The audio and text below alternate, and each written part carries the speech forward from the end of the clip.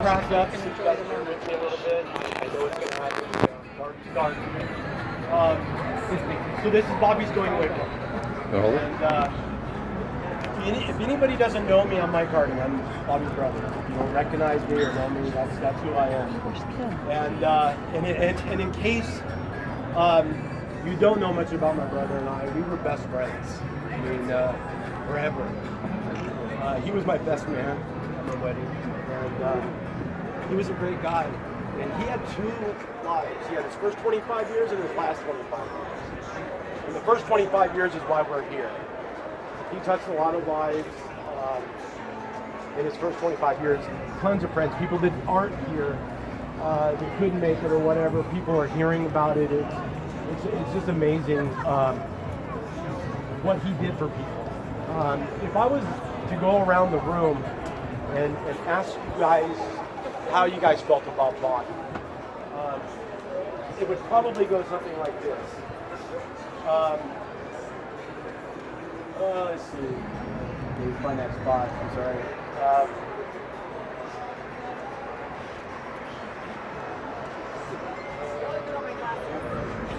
So let me just read it.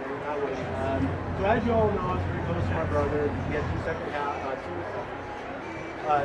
so at 2.5, I called my mom in the hospital. She was having Bobby, and I said, "Can you bring my baby brother Bobby home?" So I named him. That's how he got his name. And forever it just stuck that way. Where I was his big brother. I took the fall for him many times when he got in trouble. But I protected him and wanted no harm to him. And then, so for the past 6 years,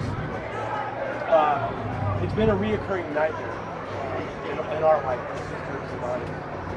And we watched a lot of shit happen. And it's sad that it went that route. Bobby was too nice of a guy to have this happen to him. But he did make all the choices. So, he did do that. I will always be proud to call my brother, my best man at my wedding, my best friend. Again, my brother had 2 stages in life, the first 25 and the last 25. And if I went around the room and I asked you guys, how you remember my brother, I bet it would go something like this. Bobby was one of the most generous persons you have ever known. He had one of the biggest hearts. He was voted class clown in class flirt his senior year, and it's because he was that class clown. He was that flirt. And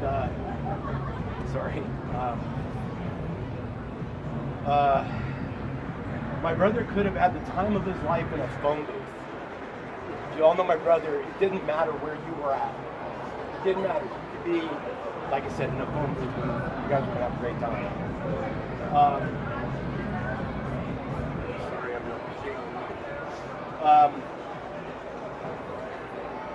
He would always make sure that everybody else had a great time. Everybody else had to have fun. And if it didn't happen that way, he wasn't happy. You guys all know this since you've been around him, right?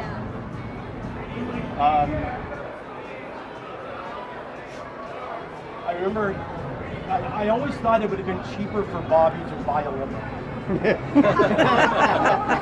Absolutely. At one time, I was like, Bob, now let's just invest in a limo. And then he was like, well, who in the hell is going to drive it?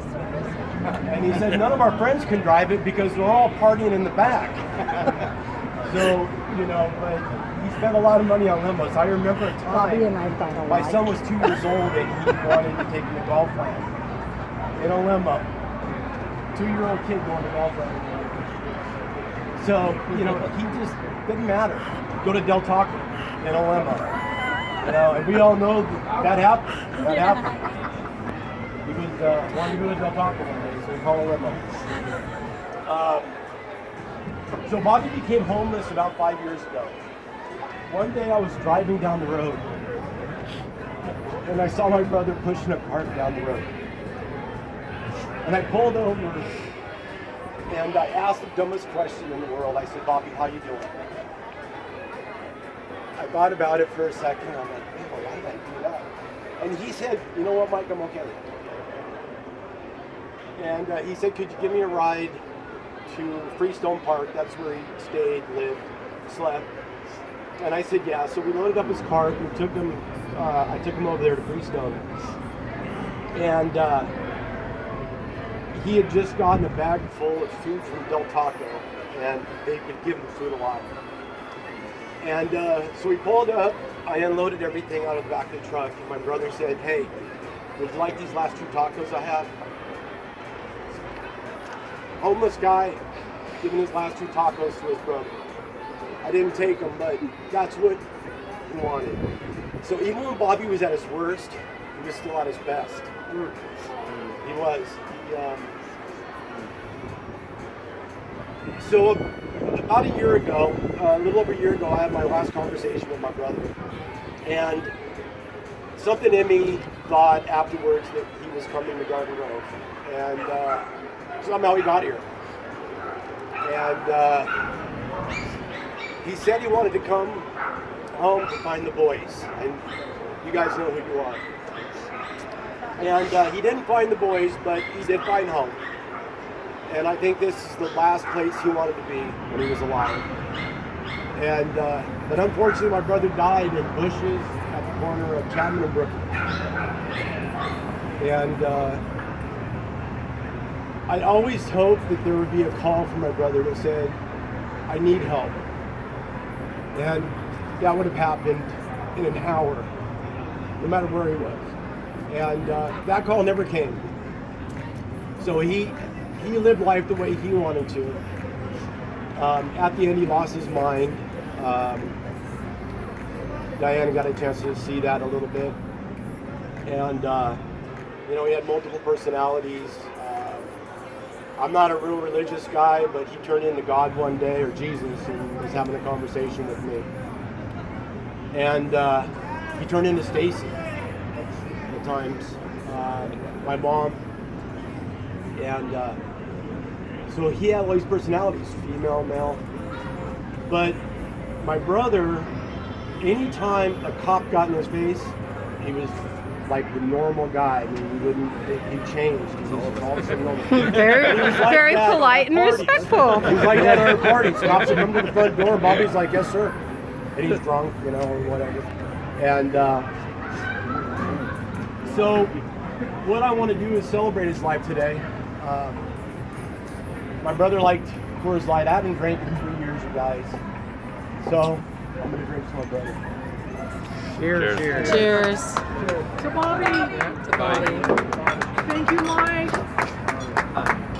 Cheers. Thanks all you guys for being here too. It means a lot. Right on, dude. That was awesome. Thank you. Good job, Mike. Good job, Mike. Bobby. You know what's funny is I wrote another speech that we had. If anybody remembers, I think Roger was there. Graduation night. Did you bring that? I think it's on my phone.